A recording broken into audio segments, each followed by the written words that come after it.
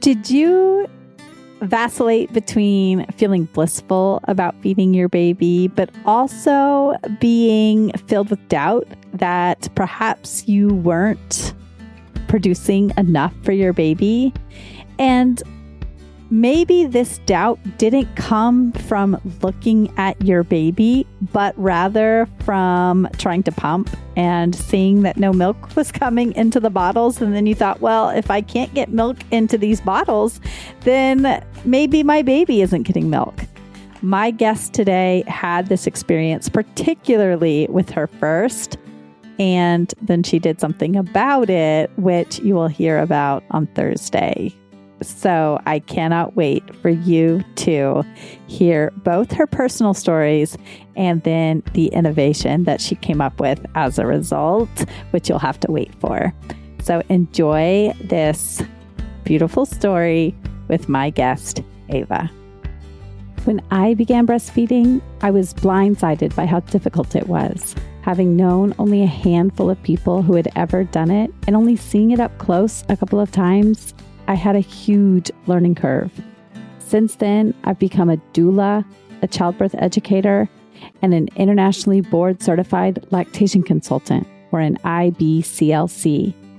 I'm your host, Lo Nigrosh, and I welcome you to the Milk Making Minutes, where we explore the systemic, medical, and cultural barriers that make feeding our babies so difficult, so that you know your baby feeding struggles are not your fault, and your triumphs really are the miracles you feel they are. So my name is Eva Nagy-Gannon. I am coming from Hungary originally. That's where I was born. And I moved to Ireland about 13 years ago. And I only was coming for 1 year to study the language, but never went back. And this is where I met my husband. He's from England, and we have two beautiful boys now. One of them was born in 2014, the other one 2019. So that's our little family here. I am the founder of the Kala manual breast pump that mimics suckling. And before that, I was working in business. So I have a master's degree in economics. And that's what I was doing up to the point of my first pregnancy, where when your life is just kind of turns upside down and it's just, everything is reshuffled. And so a career and everything just came to a stop, and it was all about the baby for a good 2 years, 2.5 years. Yeah, that's pretty much in a nutshell. That's who I am and where I am at the moment. I live in Galway, Ireland. And yeah. Well, so I want to take you back to your childhood, to your upbringing, and have you think about your exposure to baby feeding and breastfeeding before you were even thinking about parenthood yourself, and tell me what your exposure was. Did you mostly see bottle feeding? Did you know anybody who breastfed? Were you surrounded by that? What was your cultural upbringing when it came to babies? Right. So it was very little. It was a very little input and very little information that I would have been exposed to or would have seen as a child. Back in the times when I was born, the basic kind of procedure was when the baby was born, instantly they were taken into a separate room where the babies are kept in one room and the moms were kept in another room. And 3 or 4 times a day, they were kind of delivered to the moms for a quick feed, and they went back to their separate rooms, right? So it was like a very kind of distant kind of relationship that was kind of enforced institutionally. And pretty fast, moms were switching to formula feeding. After they were coming out of the hospital, obviously everybody was working 8 hours, 3 shifts. That was kind of the standard back in those days. Like, I was born in the socialist era in Hungary. So the whole system was very structuralized for everyone and very institutionalized. So pretty much after 6 months, you are in a crash. Every baby is in a crash, and mommy is back to work after a few months. So it was very distant, and there wasn't much consideration around breastfeeding whatsoever. And that was kind of the picture I was growing up with. So when I was kind of ready to have my own babies and was planning, I knew for sure that that's not what I want. I really wanted to have like a very close skin to skin contact as much as possible, exclusive breastfeeding as long as is humanly possible. So I wanted to kind of achieve quite the opposite of that, what I saw. And interesting enough, actually, when I reached the stage and I had a chat with my grandma about it, she said that back when she was a young girl, which is like a good few decades ago, the way moms were breastfeeding, then the way moms were treated when they gave birth, is that they were, for a good few months, just all their job was to lie in bed. Baby was there, breastfeed when it's necessary, but it was like 4 or 5 other moms, 4 or 5 other neighbors around to do everything else, like even changing the nappies, cleaning the house, cooking, everything. So it was understood to be a very precious time, and it's a very sort of challenging and demanding times for the moms, even just for being able to breastfeed and recover her own body. It was understood that that's enough work for a mom to look after for those few months. And that really stuck with me, because I know that our mother's life setup is not set up in that way, not set up with that amount of support and help. It felt very perfect the way she was describing. And I was wondering, why did that knowledge got lost somewhere in the way? I mean, I'm still speaking here with a lady who experienced that firsthand, and already her own daughter growing up and having her own babies was completely different, stuck in a hospital and then shoved back into work and formalized the basic. And, it was just interesting, but I was definitely, she totally kind of convinced me that's what I would like to aim for, even though it's going to be harder for me, because I'm sure I'm not going to have all that support around me. But that felt like the right way to do. Yeah, that's really interesting. Did your grandma have any insight into, how people felt about breastfeeding, or how difficult or easy it was given that environment? She was a lady from a time when everything was like, you just do it. You just do it. There's no real in-depth considerations about it. You just do it. You just get on with it. But in a relaxed sense, right? So it's not like that they didn't care about the details. It was just, they were kind of living in that confidence of like, well, that's the natural way, so it's gonna happen. It's not gonna be an issue. So she wasn't telling me any of like difficulties or what to look out for. She didn't have tips and advice around, if you experience engorged nipple, engorged breasts, or you have mastitis, what to do. No information there. But she was giving me that sense of, well, this is a natural thing, and it's, for the majority of time, it's just going to work out, because that's how it has been evolved over millions of years. So yeah, you'll be fine. Yeah. And you know what? In those environments, I've talked to quite a few people whose relatives grew up in these environments where your only job was literally to feed your baby. And in those environments, you reduce so many barriers to breastfeeding that I do think that the majority of people just successfully breastfed with very little difficulty, because you're not adding on layer and layer and layer of stress and extra barriers. And so it does then become way more possible for the vast majority of people to breastfeed with ease when you have 5 to 12 people surrounding you, helping you do it and taking care of all the other tasks that you need to do. And that is literally your only job. And that's how humans evolved. We had 5 to 12 allo parents who helped us parent our babies. And you were not the only person who was taking care of your baby and your children. Exactly. So that makes sense to me that she would be like, you just did it. You just did it. And also when you're surrounded by people, like, there was obviously a lot of young girls who, like the mom said, yeah, go over and help whoever who just had a baby. Right. So from a young age, you see it. And from a young age, you also see if there's any difficulties or challenges, what they do about it. And it just becomes such a natural passive knowledge in your head that it's, you're just automatically going to apply these things when the time comes for you. So that's that's the sense I got from her, that it was just so normal. It's like brushing your teeth, like you don't really, think about it because it just happens because you have seen it and done it so many times. But it's just second nature. Yes, exactly. And that is how these things pass down. You didn't need IBCLCs like me because it was cultural knowledge that was shared. Exactly. Oh my gosh. And now we do need people like me because it was lost. It took just one generation to lose it, one generation of changing. Isn't that crazy? How we did things. Yeah. Isn't that crazy? That is like that knowledge almost is like you and other ABCSCs are like the light, who still holds that knowledge, because otherwise culturally it doesn't translate anymore like it did back in the old days when. Right. I was just talking to another IBCLC of mine, a good friend, 2 days ago, and she said she has a lot of trouble sharing information if it's not science-based, if it's not evidence-based. And I said, yes, I get that. And we have to remember that lactation is part science and part art.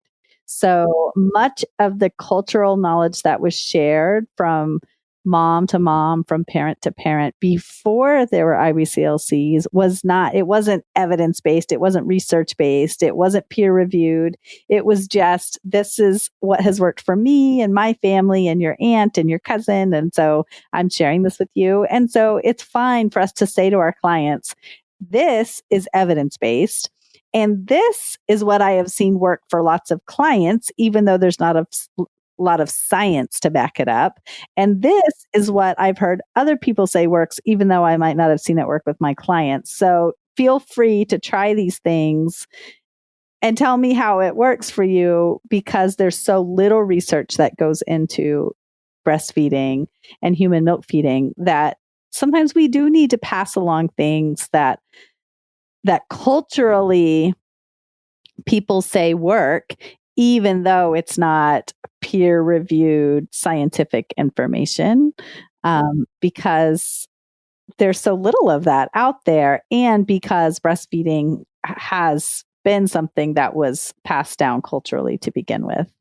Yeah, exactly. And do you need to kind of distinguish when you're kind of giving advice like that? I like to because they're coming to me because I have an expertise in something. And so if my expertise is like, yeah, I see this working, but I don't know why it works. We don't have studies to show that it works. Then I want somebody to know that, because there are some people who are really like scientifically minded. And then, there are people who are like, oh, I'll try anything. It doesn't really matter to me if there's a study to back it up. So I like people to know, because it does matter to me that we are a profession based on the clinical research. And, we're also dealing with human beings and babies in a profession where there's not a lot of research. Yeah. Compared to some other fields, at least. I was just thinking about the significance of that kind of knowledge and support being there for moms from the get-go, when you have your newborn, and what level of knowledge you are surrounded with and what level of help you are surrounded with, and the significance of that to establish kind of good routine with breastfeeding. And I recently saw a lady did a study in the UK about babies who were born over the weekend are finish breastfeeding way sooner than babies who were born during the week. And the only factor that is differentiating these things is that lactation consultants only work during the weekdays in the hospital in the UK. And it was just giving me the shivers of how significant that is. And, that we have that knowledge now. And I wish that there would be more done about that, like to understand and accept the fact that it's really important to have moms or lactation consultants around you in those first few days, because it just makes all the difference in how successful you're going to be. Yeah, for sure.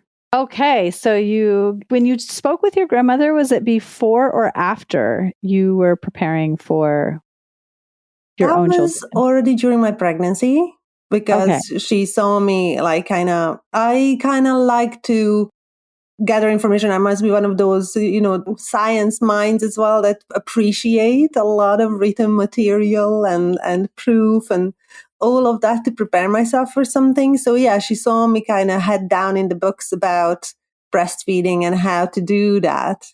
And she was a little bit sort of giggling to herself, that I'm trying to get all that information from the paper as opposed to, having a real life experience. I haven't seen it around me or having chats with someone. So that's how it all came up.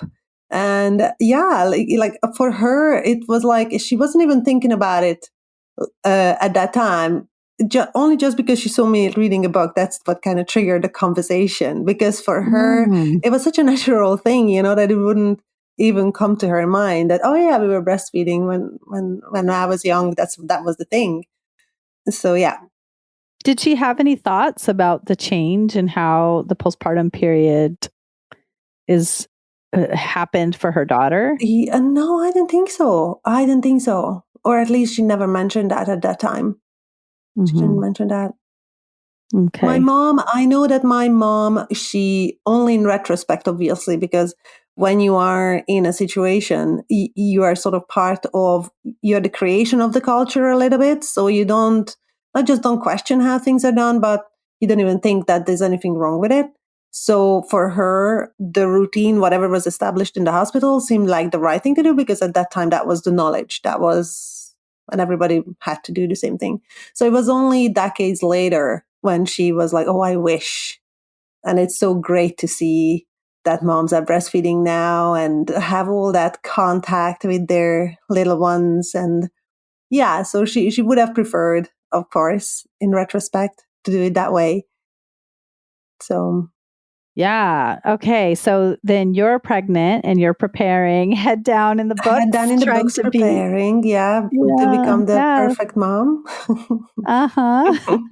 So, and you had all these hopes to feed human milk for as long as possible. What were other things you were doing besides reading? Was there anything else that you did to kind of? To be honest with you, not for the breastfeeding. I think I left that for after, which looking back at it now, like if I would have any advice for anyone who is pregnant now, I would definitely suggest to kind of go to a few of those local breastfeeding meetings that moms and peer moms are organizing for themselves or through these networks that exist. Because it's great to have a sense. It's great to kind of just soak up a little bit of that knowledge, a little bit of that sense of ease and comfort that moms already have. I didn't pay attention to that. I was looking at through the books of like, what are the positions? How does a correct latch looks like? And all those things that are possible to write down in a book. But I would so do that now. If I would have a baby now, I would definitely go to these meetings while I'm still pregnant, to build up a bit of, also to make a few connections. So when the time comes and I have difficulty, it's not going to be like, oh, I don't know anyone. Okay, or there are those groups that I've never seen those people. So it's a bit harder to kind of make that move. But if you already have something established, that makes it a little bit easier. So I only prepared from the books, and I a little bit regret that. Yeah.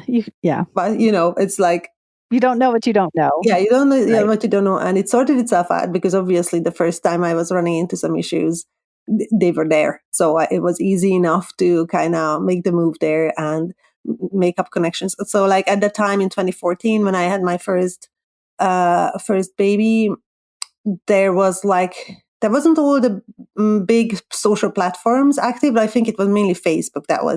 So there was like Facebook groups and then local meetings of moms from that Facebook group who would kind of breastfeed and share our knowledge, which was absolutely great. It was, for me, that was the biggest help, to have other moms around who go through something similar and just give you a few tips and advices and say, oh, if you don't hold it 40 said like this, but hold it like that, a little bit different, that's already sorted out. Or, it was excellent. It was really, really helpful.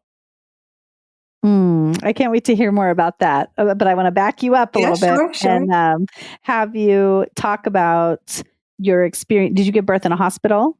Yeah, I gave birth in a hospital here in Ireland. The way it goes is that you have midwives with you. So there's no doctor present unless there is some complication that makes it necessary, which is fantastic. I think the Irish midwives are just amazing. Very calm, very kind of woman focused. It's like it doesn't feel clinical. It feels like you're surrounded by people who are medically trained, but also they are very kind of human. You're surrounded by people as opposed to doctors and nurses. It's somehow different. So I had a very nice experience giving birth in the hospital, and it ended up being necessary as well. Like, obviously I had dreams about doing a home birth, but that I didn't go for it. I can't remember now why exactly I didn't go for it in the end. I suppose there was just like a little doubt of like what happens if something happens. To have access to hospitals straight away. That was just lit it up. This is my first baby.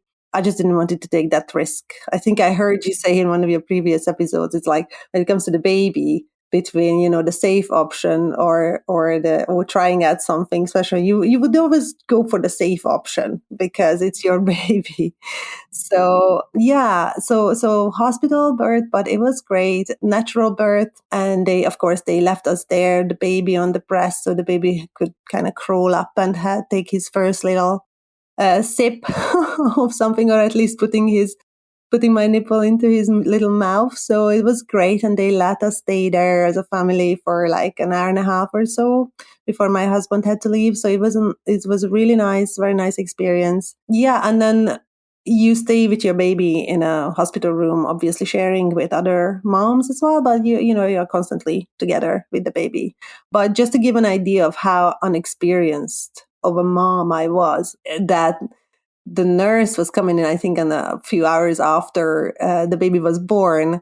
And I told her, like, I don't know how to change a nappy. I never changed a nappy before. And she said, oh, don't worry, I'll come back and we'll do it together. So she went, and she didn't came back until the next day. So I waited until the next day because I didn't realize that you have to change a nappy a bit more regular than that, right? So that's the level. That's the level. And we kind of took the nappy off together, and poor little thing was kind of crusted into his own black goo. But it was fine. No. It was fine, but it just kind of shows how much stuff you cannot get from books really when you prepare. And yeah, that was the point where I started breastfeeding as well. It all went really well. Now, I must say there wasn't a great deal of help in that, right? So I think a lactation consultant came around just for like 10 minutes on the third day with a leaflet saying, breastfeeding is great. I can see that looks like a latch. That's fine. Keep on going. If you need if you have any issues, there is a local support group, and off she went. So that was kind of the level. Now that's 2014. So it might be different by now. So we went home with that level of knowledge and started with the breastfeeding journey. And it was, I must say, the first baby was stressful. So this kind of hyper attention to details kind of stayed with me. Is the latch okay? Is he eating enough? The $1 million question. Does the baby drink enough milk? Does he get enough milk? And especially that my husband was very keen to feed him as well. So I was trying to use breast pumps. And when I used breast pump, nothing really came out. So another doubt set in my head that, like, if I can't see anything in the bottle, then my baby is not getting any milk, So there was this constant doubt. And I always had formula ready to go because I was so stressed about whether the baby's going to get enough or not, So there came a few evenings when me and my husband were just like, no, we need to give for real. No, we don't need to. Yes, we do. There's these moments. I know so many people listening are going to relate to this, having the can there and just looking at it and wondering, is this the moment? should I wanting to do the right thing for your baby and also knowing what supplementing can do for your supply? So knowing that it can be a bit precarious, especially those who have researched and read the books. And, some people are like, whatever, I'll do both. They start supplementing right away and they don't care. But people who really, really, really want to exclusively breastfeed, but also really, really, really care about the health of their babies, of course, that anxiety sets in. And if you have nobody there to reassure you and help you to understand, the signs that help you know that your baby is getting enough, oh my gosh, it can be so stressful. Yeah, that's exactly that mindset we were in, this kind of stressed mindset of like giving or not giving. Sometimes we did give, when you have your baby crying there, doesn't want to latch, but it might be something, other reason why he's not latching, So, and this obviously only came clear to me much later when you start meeting moms and start seeing how they are doing. And, like you need a great deal, a good chunk of reassurance to balance out the stress, right? So somebody just saying, you'll be fine. That's not enough. That's not going to cut it. That's not going to cut it. So we were this. I remember one night clearly when it was around 11 p.m. or something, baby just crying and not latching, clearly keen to eat, or at least, that little face when he's like really pushing his nose and his mouth into the breast and the nipple and trying, I'm not sure whether nothing is coming out or something else is the problem, or is he too hungry to work up, and I just bring the bottle, that sort of, that memory just stayed with me so strongly, so that was those moments. But like, that's when I started to kind of go to these meetings regularly, even if I didn't have any issues with breastfeeding. I was just like, somehow this notion that I just need to be seeing things working out for other moms and just soak up that positive or just mixed experiences as well, just to see that others are kind of on and off as well and just, tumbling their way through it. But it's all good.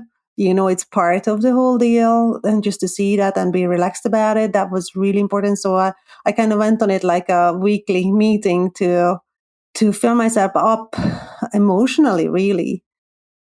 Yes, that was so important for me in my journey too. I went to one at the hospital, that an IBCLC that really supported me, held there for a long time. And finally, I had like the oldest baby. He was huge.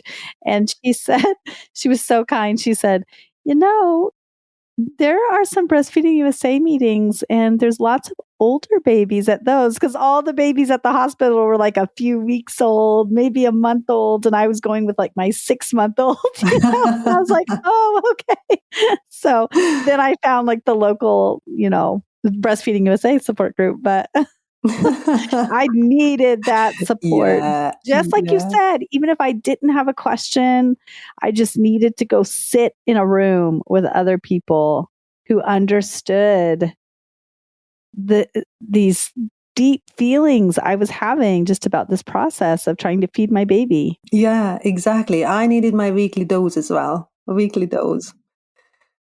Yeah. So eventually with him, we were able to kind of go on for quite a while, 18 months. So I find that very good. Now, he was an absolute booby guy. He just had it for everything. I was carrying him a lot. So he was feeding in the carrier.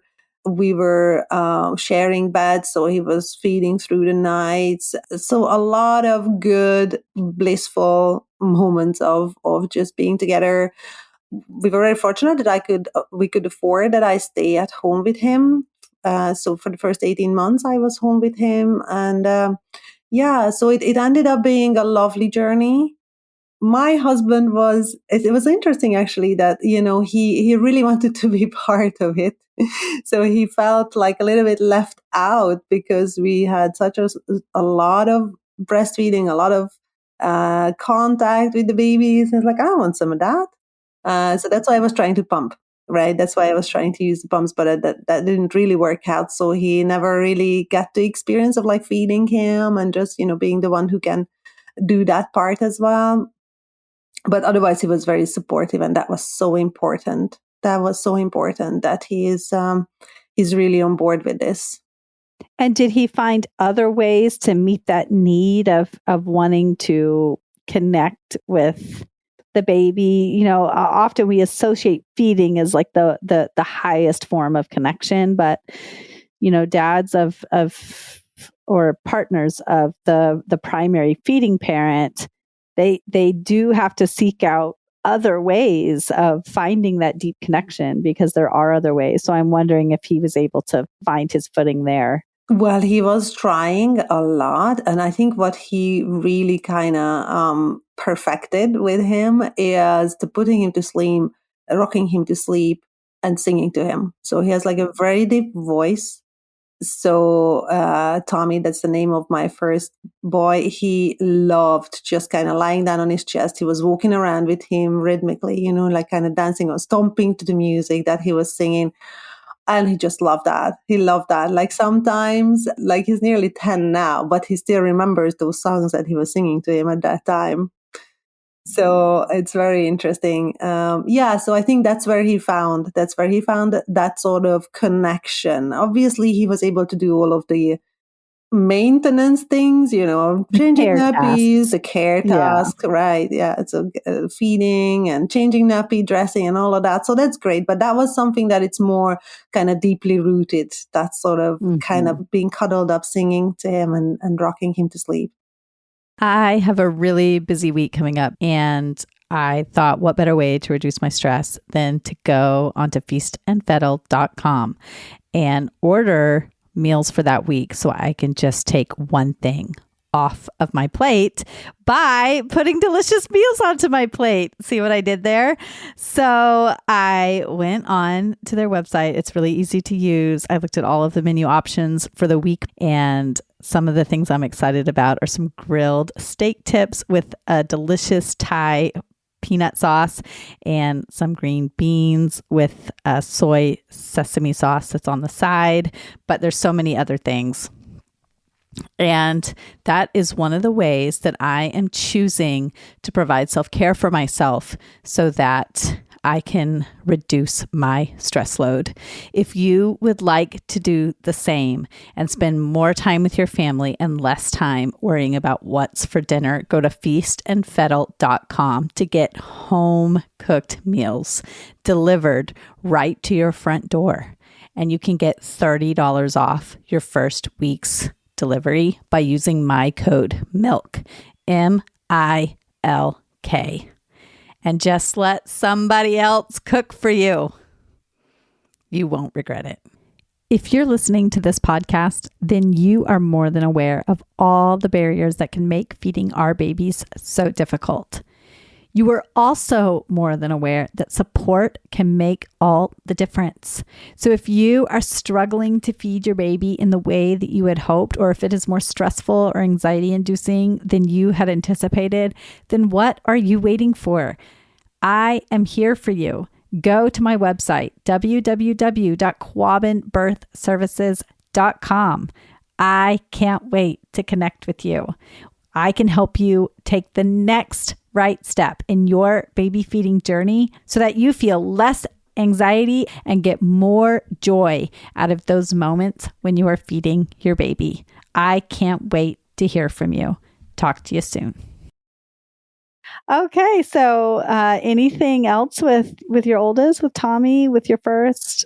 I think that was all with him. I'm trying to think of when we finished, how we finished, because with him, it was me who kind of initiated the finish by that point. So he could have gone on, obviously, the evening feeds were the most precious for him and the morning feeds.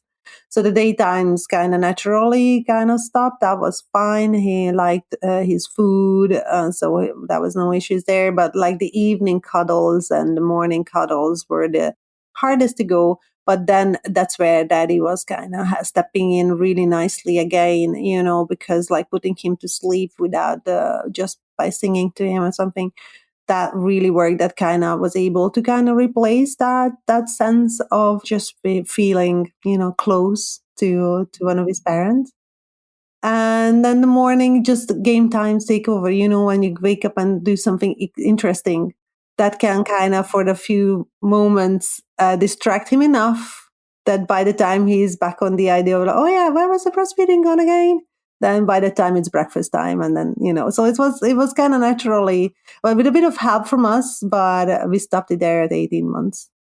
Okay. And did you have to do anything for breast care or to make sure that you didn't get engorged or mastitis by 18 months? Or I had mastitis once, so I had to take antibiotics for that at that time. And then what I found really helpful, actually, they had, I think they are called La Vie. It's like a breast massager. It's like it warms up and it kind of vibrates. So when I felt like, oh, it's an engorgement coming on, or I wake up with that feeling, if I use that at the back of my breast, while Tommy was breastfeeding, the two of us like that were able to kind of overcome that problem. Mm-hmm. So yeah. And then during weaning, did you have any difficulties or? No, it was gradual enough. So yeah, that went really well. Actually, I was delighted about that there was no any issues there. Okay, so is there a 5-year difference between 5-year difference? Yeah. Okay. With the boys, we wanted less, but well, clearly that's not our decision. They decide to come. So we were like literally nearly the point of saying like, oh, well, it's not going to happen. So we have to sort of kind of get comfortable with the idea that we will only have one. Then I got pregnant.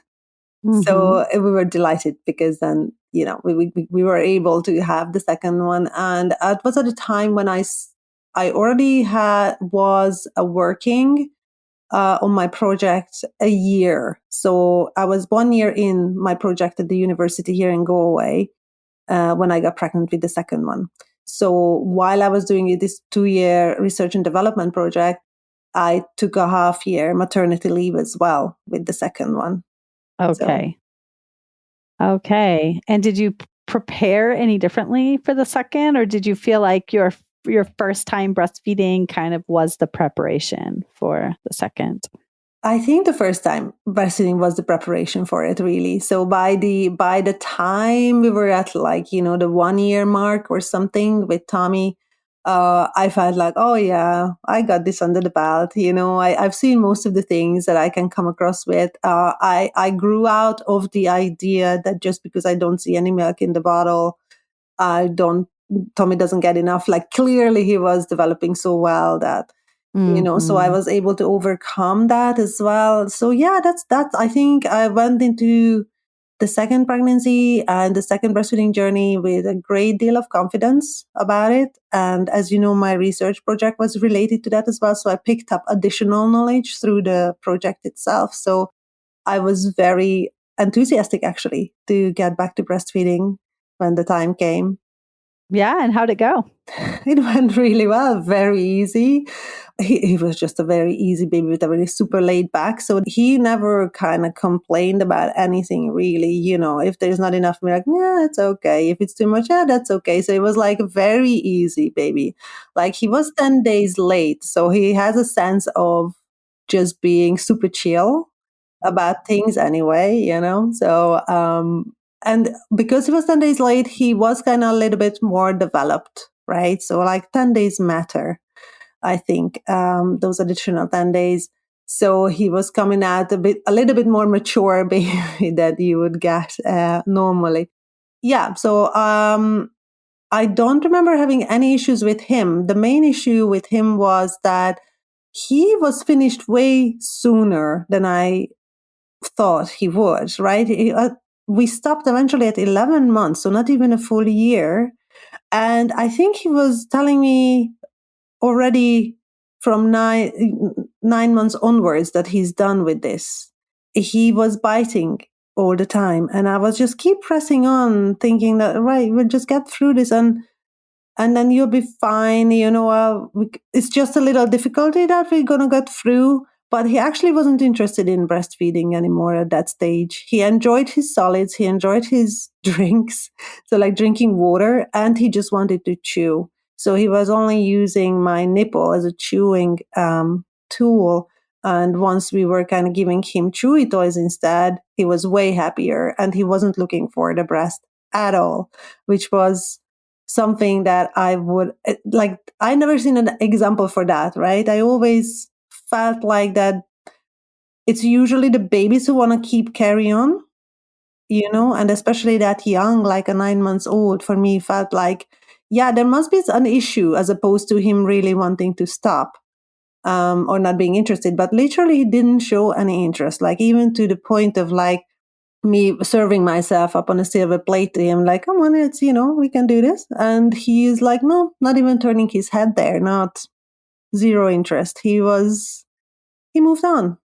Wow. And how did you provide, because typically babies need breast milk or formula until a year or beyond. So how did you provide that to him? How did you? Yeah, I was kind of expressing my milk at that point.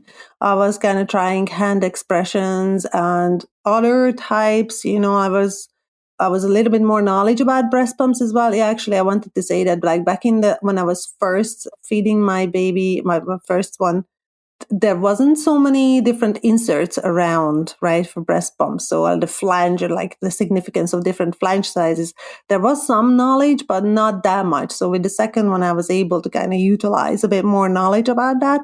So I was able to express milk more. And because he wasn't drinking anything, I had enough to kind of express and then just feed it in through the bottle for him.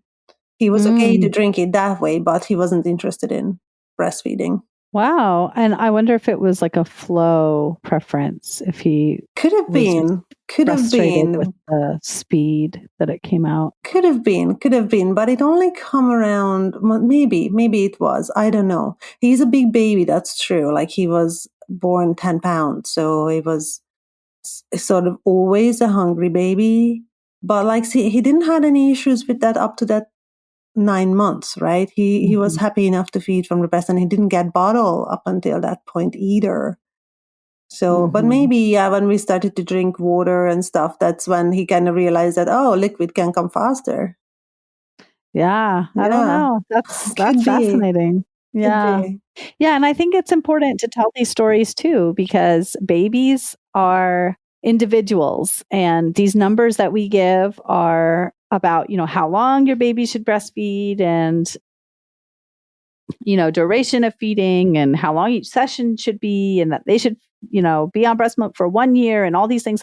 All of these are averages, but each individual baby is not an average. And obviously you have a thriving, healthy 4-year-old at this point, 5-year-old. Four. Yeah. And so it worked out just fine, and we have to remember that in the moment, sometimes we can really stress ourselves out about these baby things. And we have to kind of ground ourselves in the knowledge that we're going to make the best decisions we can in the moment. And sometimes we really do have to follow our baby's lead because they are individuals. They aren't averages. They aren't statistics, and they have their own opinions about things, and they can't tell us always why they're doing what they're doing. And so we can't always know. And it's interesting that he stopped so early. My clinical mind is going, of course. And in the end, like, you knew your baby best, and so you followed his lead, and it worked out great. Yeah, exactly. Like I would, maybe if I would go back in time now, I would see a lactation consultant to see, do you see something here that I'm not seeing? Because sometimes, as you say, if you don't know, you don't know. You don't know what you don't know. Like there might be signs that are obvious for her to say, yeah, it's because of that. And if you use a shield or something, then, well, it's more like for the mom, but whatever, there might be some tips there that could help him overcome it, and then he would have gone back on it. But as far as I could read his cues, there was just no interest. I didn't see the interest in there anymore. I didn't see the keenness. I had a kind of wriggle around when the idea of that there's going to be feeding time. It's like, oh, the booby's coming, then their legs are kicking around. None of that. His head is turning away.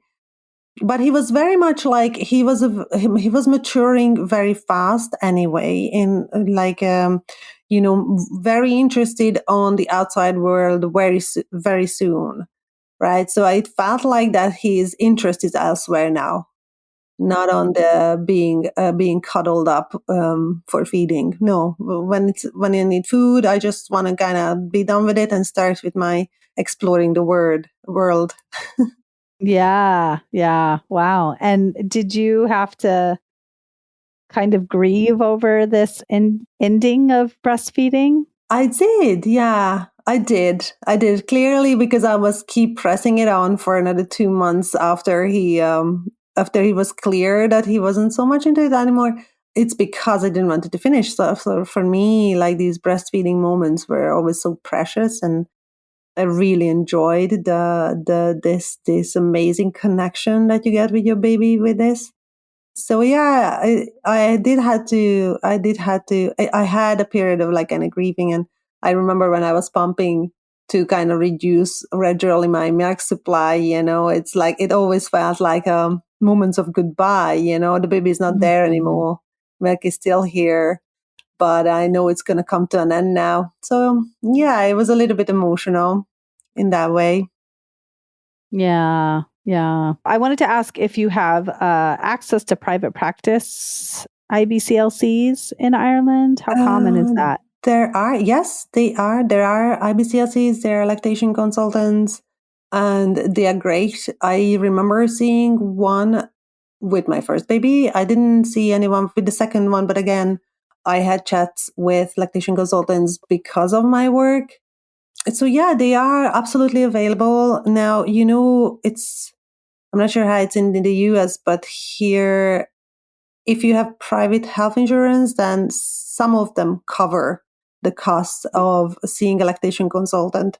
Not necessarily all of them, but I was a public patient. I wasn't a private patient. So for me, it was like completely out of our own pockets, but that was fine because it's worth it. Like the advice and the tips that we got through there was very, very valuable. But I must say the real knowledge and the real help was through other moms.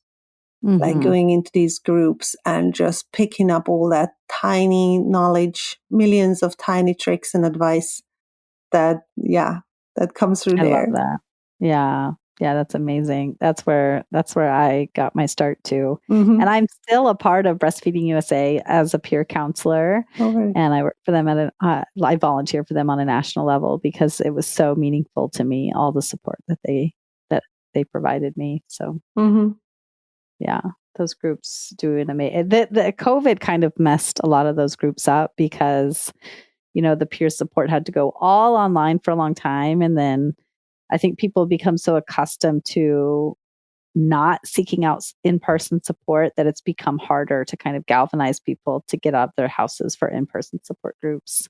Yeah. I remember our public health nurse saying it at that time because COVID was kind of the same time when my little one, the second one, was small, that they see a big drop in breastfeeding rates because of not being able to do this. Like here, the healthcare, the public healthcare nurse here in Galway, I don't know if it's true in other counties, but here in Galway, they organize like a weekly meeting for newborns. So for babies and moms who were born in the same month, meet up every week. And that's when they talk about breastfeeding and other feeding as well. So it's like kind of not exclusive for breastfeeding, but of course, yeah, that's great. Of course, breastfeeding is a big part of these conversations. But she said since COVID and since these meetings had to stop during COVID, they see a huge drop in breastfeeding rates. So it's really important to have those in-person meetings. Like she said, they were trying with Zoom and people come to the Zoom, but they still fall out with the breastfeeding journey because, you just need that. You need to be able to talk. You need the lactation consultant or the public efforts to see what you're doing, sit there with you, help with the positioning and all of those small details.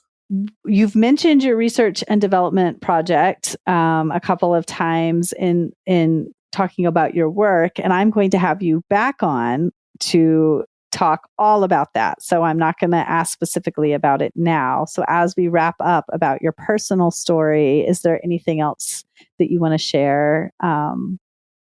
Well, I think the only thing that I was thinking to share here is like for moms who are still expecting their babies to check out breastfeeding groups during their pregnancy to soak up that confidence and just ease that the other moms already kind of figured out for themselves with breastfeeding. I think that could really help at the moments when you have doubt setting in and you're just home alone with your newborn baby. So I would, that was the only thing I was thinking I will mention, because I think that would be really helpful.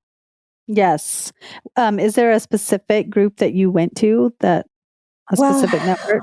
It was just, at that time, it was just organizing itself through Facebook. So it wasn't like in the US, I have seen that there's a lot of a lot of great kind of networks that exist. Like you mentioned, the Breastfeeding USA and other sort of, I know there's one in New Mexico that is super active, the New Mexico Breastfeeding Task Force. They have like very regular meetings with local moms. And so I'm pretty sure you can kind of figure out for your own local group. So find a local group as opposed to finding a bigger, more distant sort of support, but just like the local moms. I think that's just so valuable. Yeah. And even if it's not breastfeeding specific, even if it's the library play group or the moms club, even if they have older toddlers or kids, they will welcome you in, and you need that social support. So, and they'll be able to answer your questions about breastfeeding because they've been there and gone through it. So exactly. Yeah. Awesome. Okay. Well, thank you so much for coming on to share your stories. And it's so meaningful to have somebody share a story that really highlights how critical getting out of your comfort zone. It can be hard to go meet strangers who you're just seeking out for this one support. But once you do, it can be so critical to success. And a lot of the research shows that can be the thing that keeps people going or not. So thank you so much for sharing that. Well, it was my pleasure. Thank you so much for having me. I know so many people can relate to this experience of being filled with doubt, either because somebody has said something to us, because the growth chart isn't what a provider wants it to be, or because our pumping journey doesn't align with our direct body feeding journey. And this is really very sad, because if we could learn to tune all of that out and just learn to look at our babies, many of us would have way less doubt. Now, I know that sometimes that really isn't possible. Many of us have to return to work, and we have to rely on breast pumps to be able to feed our babies, which is why I am so excited for you to tune in to Thursday's episode to hear what Eva did with all of her frustrations when it came to pumping. So come back on Thursday to hear all about those innovations. If you would like to discuss all the doubts that creep in and the various places they come from, because this is definitely a barrier to human milk feeding, then join my Milk Making Minutes community group on Facebook. This is where we talk about these sorts of things. And if one of the ways that your human milk feeding journey is impacted is because you cannot find the time to both pump and feed your family, then go to feastandfettle.com, where you can get $30 off your first week's delivery by using my code MILK, MILK, to get delicious food delivered right to your front door on your busiest of weeks. Thanks. Bye.